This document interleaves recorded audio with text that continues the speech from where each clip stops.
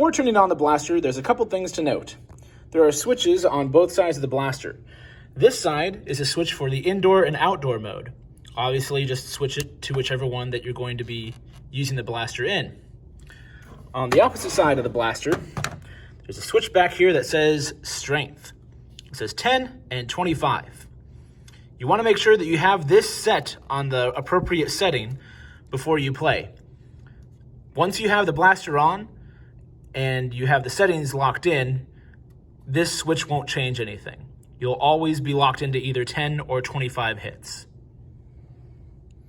This is probably the most important part of setting up a game, because if you screw up the on-off switch, then you're practically going to screw up the rest of the game that you're trying to play. The off setting, obviously the blaster has no power. Switch it forward. The blaster springs to life. The lights will start going left and right on the strength and ammo indicators on the sides. And you'll hear this sound.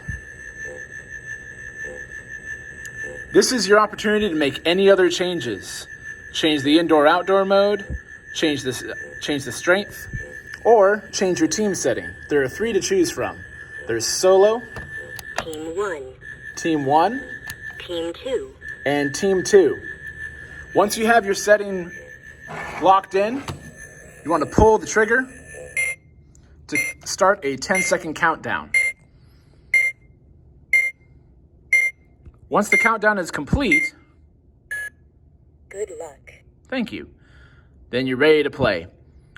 Even if you switch the strength setting, or if you switch the team setting from this point, it doesn't make any changes. Those settings are already locked in until you completely turn off the blaster and start over.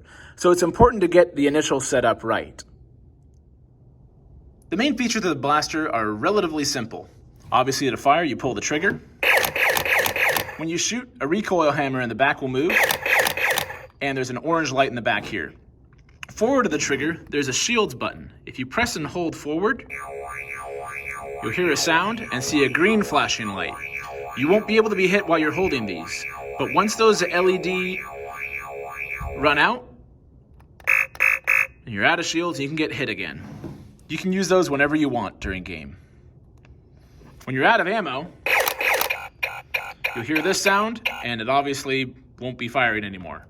To reload, there's an orange hammer here.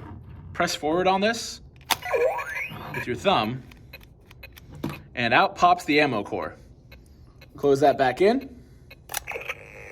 and you've completed the reload sequence. There's no limit to how many times you can reload, so you can do this as often as you want, but try not to do it too much since, well, it's a plastic mechanism and it's kind of a pain in the butt to fix and change when I'm maintaining these. When you're firing, it'll be helpful to utilize the iron sights built into the blaster. If you look down the top of the blaster, there are peaks that meet with another peak further down the blaster. Line up your target to the top of both of these, and you should hit them every time. Most Phoenix LTX blasters have an effective range of over 400 feet. If you can see it, you can usually hit it. Gameplay is relatively simple. You're going to be aiming for the red dome on top of the blaster. You'll see it light up when you shoot.